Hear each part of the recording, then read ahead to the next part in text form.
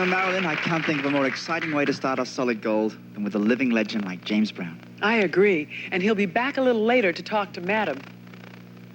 What a terrible thing to do to a living legend. Well, you can't become a legend without some suffering. I'm not quite sure if our next guest has ever suffered like that. Andy. Madam. I feel so good just sitting here with my memories, sweet memories. I suppose the 1800s were a lot of fun. All of her records have great melodies and lyrics, and I really enjoy listening to them. I enjoy watching them. How do you watch a record?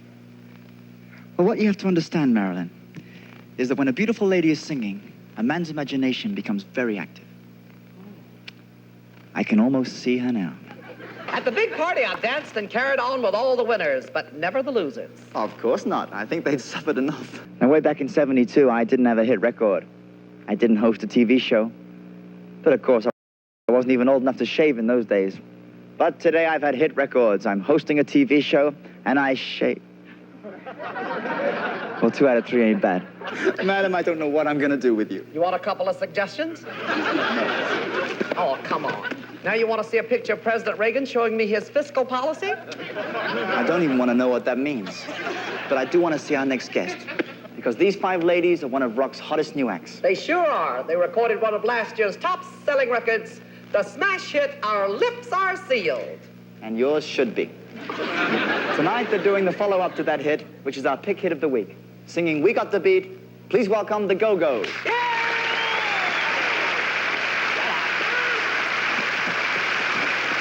Andy starred in that same role when the play was here in Los Angeles. Yeah, that was a very exciting part for me to play. I'm sure. I remember one night I was coming off stage and tripped and fell because I saw a pretty girl. Oh, really? She knocked you off your feet? No, but I learned a lesson. Never wink at a girl with your left eye when you're wearing a patch over your right eye. Oh, okay. So I went to the Pound just to see. I didn't really expect to get anything at all. And I went down there and I saw Sam, which I called him later, and fell in love with him. And I think somebody must have lost him. Someone's going to see this now and claim him. What? It's a real pleasure to have you on the show. And, kid, you really got it made. You've got a great career ahead of you. Thank you, Mr. Burns. But I have to tell you, there's hardly a day go by that I don't wish I were like you. Thank you, Andy. I mean, I'd like to be your age. I'd like to be old. Can't wait to have what you got. It's a deal. You find a doctor, you can have what I've got, and I'll take what you've got. How old do you think he is? He's not a 2-year-old. He wasn't a pup when you got him, right? No, well, no, I presume he's about 11 or 12 years old. Really? I think. I really don't know. He's got no teeth. I know that. I really mean it. I'd love to be up there in years, like you. Oh, come on, Andy. You're a big hit, and you're only 20 years old. It's easy being a hit at 20. The trick is to be a hit at your age. The trick is to be breathing at my age. You know, we all go through the whole myriad of anger and sadness and everything. How did Sam react to that? I don't know. Sam's never been through it. I'm serious. I'd really love being old. And then to live way past it like you would be fantastic. I hope he means that as a compliment. He always sort of, whenever I'm away, even as mad as he is when I come back, he sleeps outside my bedroom door. And he won't leave that usually. He just spends most of his time outside the door. Is he sort of protective? No. I think if a burglar came to the house, he'd let them in and show them around. You know? Friendly Come old here. guy. Let me show you the candelabras. You think over this here. is good? Come look at the piano. Yeah. Got a few $1,000s over here in the drawer. Look what you get when you're old. Respect, admiration, love. Arthritis. Well, if you got it, I want it. But you must admit, we met in a very strange way. Oh, you bet. Yeah. I was working in a men's clothing store. And do you remember what happened? Oh, how could I forget? I was measuring your NC. And I said, do we have to do this just to buy a tie? Our co-host is a good friend of Solid Gold, Mr. Andy Gibb. Thank you. Thank you. Thanks, Marilyn. You know, it's wonderful to be here. But by the way, I appreciate the fact that nobody made a big deal about me coming back for this week's show. You do? Oh, I do. You see, I'm kind of a low-key guy, and I'm glad nobody made a big fuss about it. Oh, well, actually, the staff got together before the show, and they asked me to give you something anyway. Oh, what's that?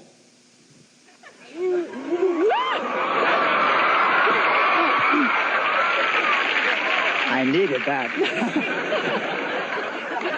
Well, even a low-key guy could get excited about our next guest. When you go out on dates, and your dad told me this. He did? He said, He's raising his fist to me. When you go out on dates, there's always another person there. Yes, the girl. No. Just a few weeks ago, I taped a special with George Burns. Uh-huh. And now you. I mean, that's incredible. George who? Burns.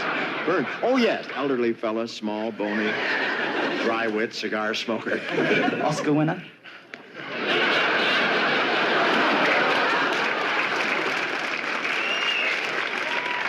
Never heard of him. That must be very difficult. Not being able to go get a hamburger or go down and buy some toothpaste at the drugstore. Or, I've never done that. You've never gone to the drugstore for toothpaste? Never done it. I wouldn't know what one looks like. I can even remember watching your road pictures when I was a kid in Australia. No kid. Gee, with a memory like that, I should have told him to skip the cue cards. No, they really show my pictures in Australia? Oh, they sure do. Australia started out as a penal colony, so they're used to suffering.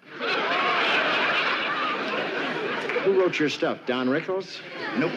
Penny Youngman. You will one day be 50. How will this image get older? What sort of an image do you hope to have at 50?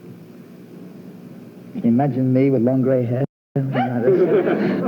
My mother was a singer. My father was a big band leader. No, I suppose it does help if you have talented parents. Oh, you bet. Did you have comedy parents? I mean, did they get laughs? Not until I was born. Marilyn, what did you like best about music last year?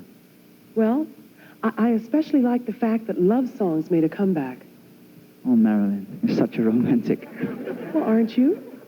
I mean, if you're cuddled up on the couch of your living room with your favorite lady, what would you rather be listening to on the stereo? Endless Love or Super Freak? Super Freak at full blast. Why? Because if the music's too loud, maybe she'll want to move to another room, you know? Andy, I want to thank you for stopping by, and I wish you continued success. You're one of my favorite young performers. Thanks, Bob, and you're one of mine. Is it his turn for another laugh already? What about a very up-tempo, positive song like the theme from The Greatest American Hero? Now you're talking. That reminds me of Alexander Haig. Wait a minute. You're not going to tell me that you know Alexander Haig. Are you kidding? We had a neutron affair. I'm afraid to ask this, but what's a neutron affair? I guess you are afraid after that prune joke. No, a neutron affair is where you do anything you want to each other, but you stay standing. I wish I'd been afraid to ask. Oh, By the time our next guest was 23 years old, he'd written over 500 songs and had sold more than 20 million records. Oh, boy. His music became the theme songs for an entire generation of teenagers. Those teenagers may be grown up today, but they still have to hear those songs where they first heard them. On the radio? In the back seat of a car. And the people of Australia are so nice, especially for a non-English-speaking country. What do you mean, Bob? Australians speak the King's English. They do? Well, they don't have much luck with commoners. Whenever I hailed a taxi, no matter what I told the cabbie, he always took me to the airport. Australians have also been to see your movies, too. This kid has all the tact of Harding Carter III. There are a lot of reasons why people fall in love. Sometimes it's love at first sight.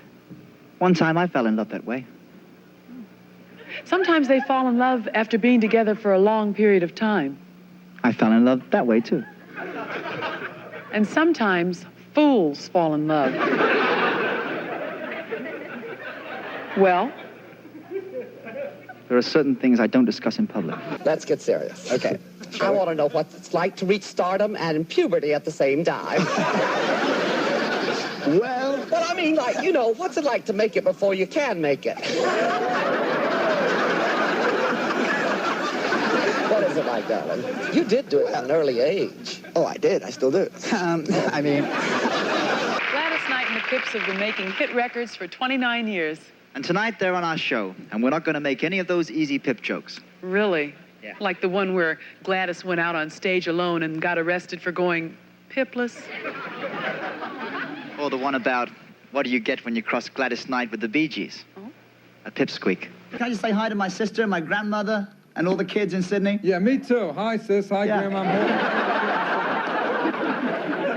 Well, you might as well do the whole thing. What are the kids' names, Andy? Oh, all the kids' names? Gee, this... The Bellamy Brothers are probably closer to being real cowboys than anybody in show business. They're also one of the top bands in country music. In fact, they recorded one of my all-time favorite songs. Oh, really? If I said you had a beautiful body, would you hold it against me? I figured you liked that one. One time I met a girl, you know, and used that as an opening line. Oh, Andy, I don't believe you said that to a girl. Well, it was better than the other line I had. Oh, what was that? If I told you I worship my body, would you embrace my religion? I own a record company, and I'm here in the backwoods hunting for talent. Hey, what kind of critter's a talent? I ain't never seen one of those. No, talent's a God-given gift. A blessing from the Lord. And may I say, ma'am, the Lord's been mighty generous with you. Was it tough for you because your brothers started first and you kind of followed in their footsteps? I don't honestly think I'd be here now if it wasn't for them. If they hadn't have come along first, well, who knows how it would have worked out. But my brother Barry gave me my first break. He produced my first records. Go away, plane. Madam.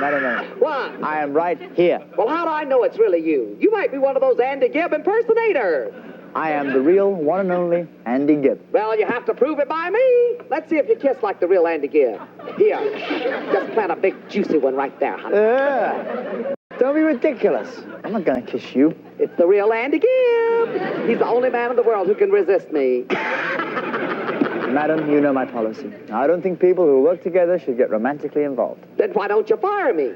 As soon as I'm fired, I'll be all over your body. In that case, I will never, ever fight. Our next guest is a graduate of New York City's famous High School for the Performing Arts. Yeah. That's the high school where the students learn about singing and dancing and performing, along with their regular classes in math and science and history. You know, I wish I'd have gone there. Really? I think I'd much rather have been working on my singing than dissecting a frog. Yeah, I think the frog might have preferred that, too. A little bit. But why didn't you go to the high school for the performing arts? Well, I lived in Australia, and the school is in New York. Oh, right. So I would have gone there, but it was before busing. They'll play the world's most famous lovers, Romeo and Juliet. A nose by any other name would still smell the same. What? but don't they both die? Sure, you die right after we have our passionate love scene. Couldn't I die first, please? If you die first, we'll never get to make love. That's a chance I'll have to take. And tell me, Andy, how did you get started? Well, I'll tell you. My mother gave me singing lessons every afternoon. She said, you may not be Italian, but you sure can sing a tune. When it comes to real singers, there are three. Como, Sinatra, And me. I think she meant me. But she's my mother, so. Our next guests are not only great performers who've had a lot of #1 hits, they also have something else in common. They all grew up in the very same house, and they all have the very same mother and father. And the same uncles and aunts and cousins. Right. Andy, wouldn't it have been a lot easier just to say that our next guests are sisters? Well, it would have, but that sounds so ordinary. Well, I hope I can get in that elite group someday. Seems like you three have always been in that hit listing, the past 40. I mean, the top 40. This next singer is truly a classic performer. Andy, when you're alone with your favorite lady and you want to be really romantic, what's the one thing you want to hear? The word yes? No, a Johnny Mathis record. Well, that's the second thing I want to hear. I guess I'll have to keep on singing till it brings me tears. If I could sing that high, I'd last another 30 years. Someday in lights on every big marquee. Como, Sinatra, and me. What happened to me? Stand back, Dean. Listen to this. It's impossible. Tell the sun to leave the skies. It's just impossible.